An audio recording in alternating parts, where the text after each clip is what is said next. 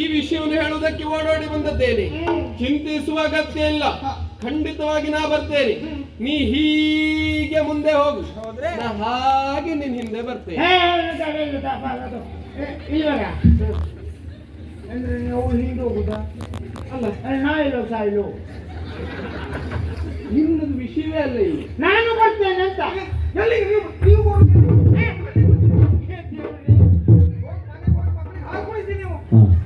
ಬರ್ತಾರಂತೆ, ಬಂದ್ರು ನಾನು ಬರ್ತೀನಿ.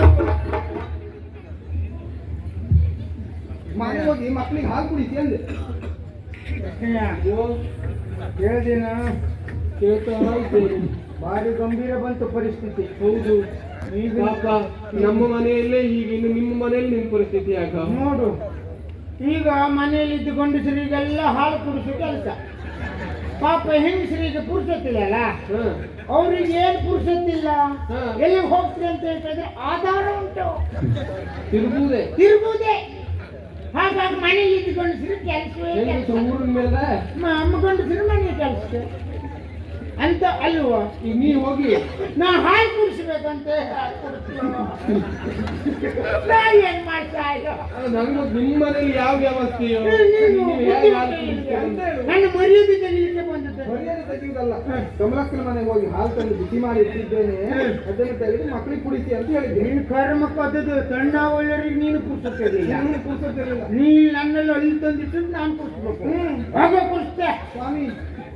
ನಾನ್ ಬರ್ತೇನೆ, ನೀನು ಹೀಗೆ ಮುಂದೆ ಹೋಗು, ನಾನು ನೋಡ್ಕೊಡ್ತೇನೆ. ಅವಳು ಹೋಗ್ತಾಳೆ, ಬೀಳ್ಕೊಡು ಸಮಾರಂಭ ಬೇಡ. ಪಾಪ ಎಷ್ಟು ಬೇಸರದಿಂದ ನಗು ನಗುತ್ತಾ ಬಂದು ಹೇಳಿಲ್ವಾ? ಹೌದು, ಬೇಸರದಿಂದ ನಗ್ತಾ ಸತ್ಯ ಅಲ್ವಾ? ಬೇಸರದಿಂದ ನಗು ನಗುತ್ತಾ ಇಲ್ಲ. ಹೌದಪ್ಪ, ಒಳ್ಳೆ ಮಾತು ಹೇಳುದು. ಒಳ್ಳೆ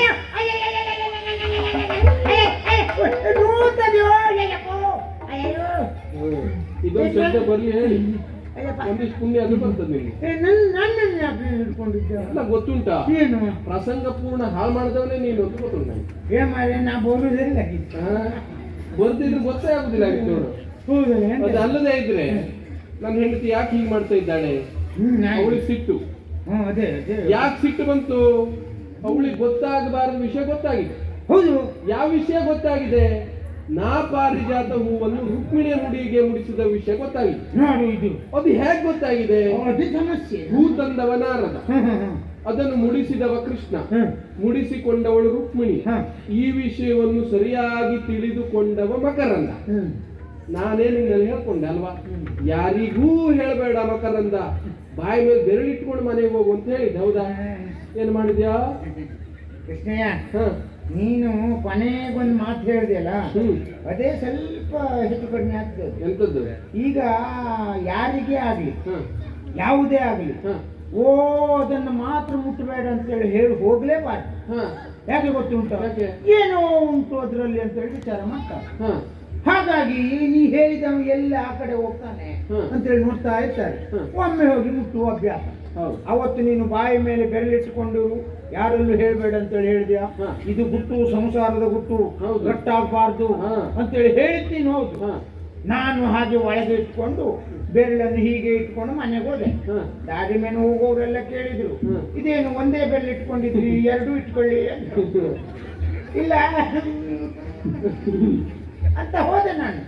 ಆಮೇಲೆ ಮನೆಗೆ ಹೋದ್ನಿಲ್ವ, ಈ ಕಟಕಾಳಿ ಅಂತವಳು, ಅಯ್ಯೋ ದೇವ್ರೇ, ನಾನು ಎಷ್ಟೊತ್ತಿಗೆ ಮನೆಗೆ ಬಂದ್ರು, ಎಷ್ಟೊತ್ತಿಗೆ ಬಂದ್ರಿ ಅಂತೇಳಿ ಕೇಳುವವಳಲ್ಲ, ನೀರ್ ಬೇಕು ಅಂತೇಳಿ ಕೇಳುವವಳಲ್ಲ ಯಾವತ್ತು.